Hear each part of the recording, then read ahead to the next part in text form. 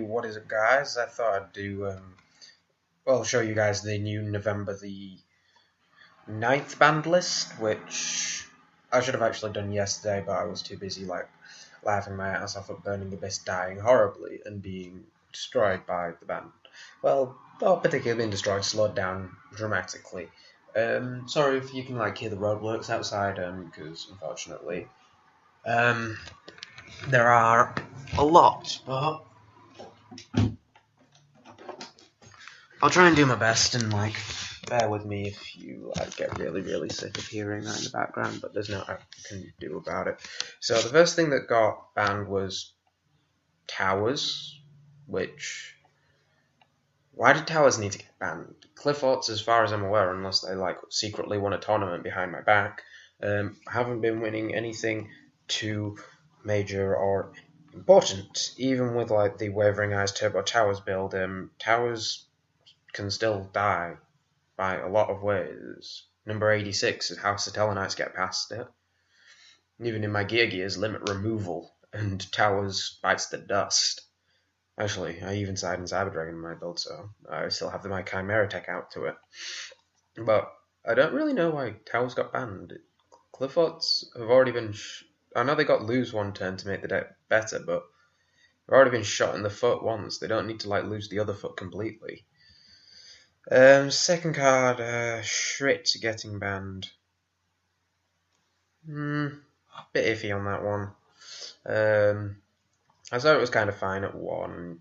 You had your ways to get to an easy Trish, but it's not particularly as important, I would say, in the deck anymore, because when it went to 1, you had to think a bit more intelligent on how you were going to do your plays, because if you didn't, then you'd kind of shoot, then you would basically just be a bad player and not be able to use Necros to their full potential. Construct getting banned. I would have rather seen this card actually get limited, but it's Konami, so they don't do what I tell them to do. Right? It's nice if I own the company. Same with Exiting Knight. Don't really see the reason to that getting banned, because there are so many decks that revolve around cards going to the grave and Exiting blowing up the field. Yeah, I can see 1 or 2 reasons why, because if your opponent kind of goes all in and then during your turn you just go Exiting Knight, clear their board, and they've got no resources, I can understand that. But why Exiting needing to be banned? It's not well, it is a game changer, but not a massive game changer. People can still claw their way back from an Exiting Knight. I've bear witness to a lot of people at tournaments being able to claw back from an Exiting Knight, even if it's kicking and screaming. But that's all the cards that got banned. Then Cliffort Scout getting limited. Not sure why. Honestly, not sure. I will come back to you guys on another day about that, because I don't know why. I've played Clifforts. I actually went to my locals the other week with Karakuri Gear, and I decided to play against Clifforts with Karakuri Gear, which is not even a deck. It's rogue, got usually no chance of winning because there are so many things that can get past armor, and you need armor to survive 2 turns. And I even beat Clifforts with that crap. Well, granted, Pinpoint Guard saved my ass twice, but if a rogue deck can beat Clifforts and every other deck has been beating Clifforts, they haven't topped anything. They've come in top cuts, but not topped, as far as I'm aware. So why does Scout need to get hit? I'd more see Stealth, maybe Monolith getting limited instead, and Scout staying at 2, maybe. That's just personal preference here. Graph getting limited, yes, saw that coming from a mile away. Burning Abyss's 2 monsters that needed to be hit was Graph and Seer, and they did go hit. Graph got put to 1. So Burning Abyss, if you saw the video earlier, which there'll be a link down below in the description box, my thoughts on Graph and Seer being hit in the banned list. Well, I will better explain it.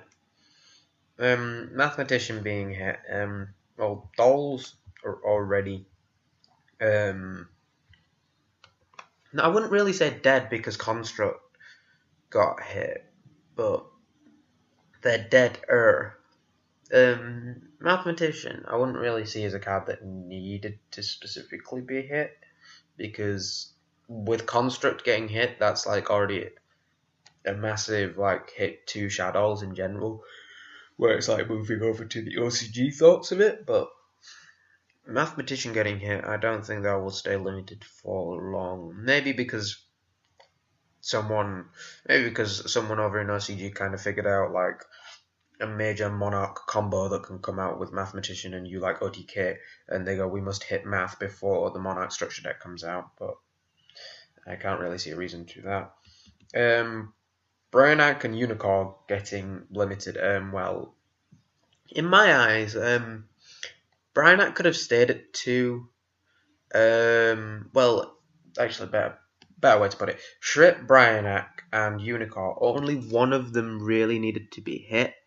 And in my eyes, it was more Unicorn needed to be hit than any of the others, because that one's still at 3, and Unicorn is the reason why Valk and Bryo becomes so much more useful if Unicorn got semi-limited, because the previous band list, when I looked at the ARC circuit, basically Unicorn got limited, and then halfway through that event they kind of brought Unicorn back to 3 because they realised the deck wasn't going to do anything anymore because Unicorn was at 1. So I would have rather saw that the Necros could have still been played if Bryonac stayed at 2 and Shrit stayed at 1, and Unicorn maybe got limited, semi-limited. It would have kind of worked out a bit better, but the deck's kind of like half dead, if not completely dead.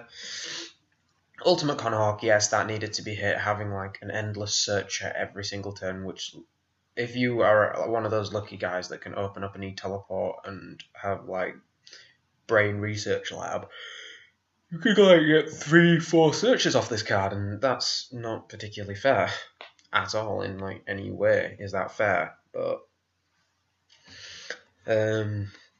it was a card that needed to be hit. And limited. Some people may argue on here semi-limited, but you can still do the Ram Pingu plays if it's semi-limited. So if it's limited, you can't do Ram Pingu no more. And if it gets bottomless, the plays kind of stop. So it's slowed it down a lot more, and you like have to keep the Conahawk back. Well, you have to be careful just for like things like if your opponent's got Trap Tricks, Solemn, or something like that. There are still Conahawk can still like dodge TT and Feedish and things like that, but stuff that negates its summon and its effect.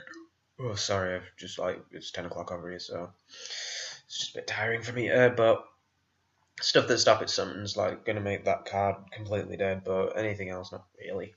El Shaddai Fusion getting limited, I can understand that completely because Shadows like had too much power as it is, and they didn't.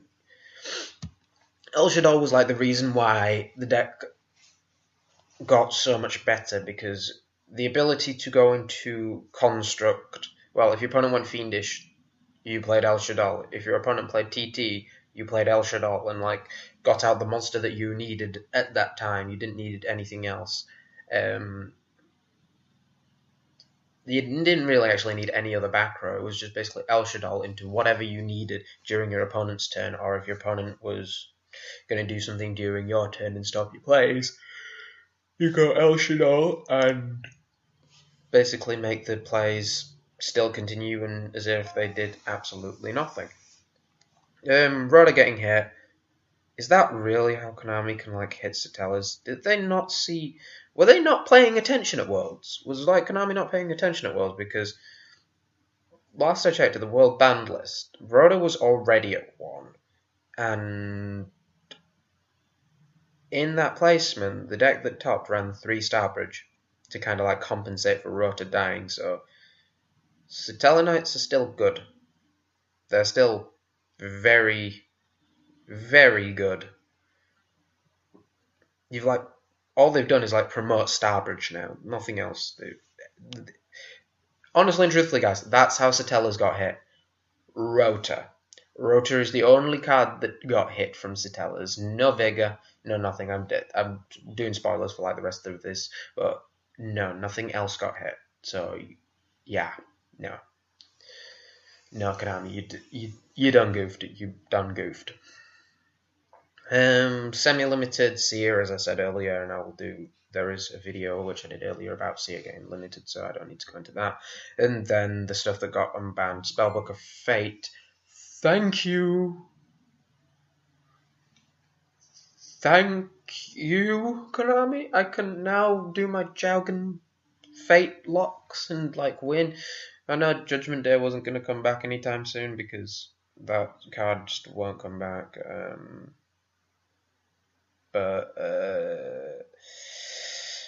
yeah, Fate needed to come back. Spellbooks aren't going to do anything. They're a slow-ish deck. If you're lucky, you can pull off a world and blow up your opponent's field, but having like one Fate made the deck horrible. Now having more than one Fate shall make it a bit better. Shien players, well, the 6 Samurai people have now got Shien back at 3, so Shien can have his like can have his sake party in his temple. Chaos Sorcerer coming back to 3. Not really going to affect anything. Gear coming back to 3. I can like hear just like every machine in the background. So happy. Every machine player is just happy. They're like just celebrating in the background. I swear, like any person that was like me and like just thought, hey, sod it, Karakuri Gigi is just for lols, mate. Let's go pick up the deck for like 30 quid in top-notch rarity, first dead everything. Okay, good investment, guys.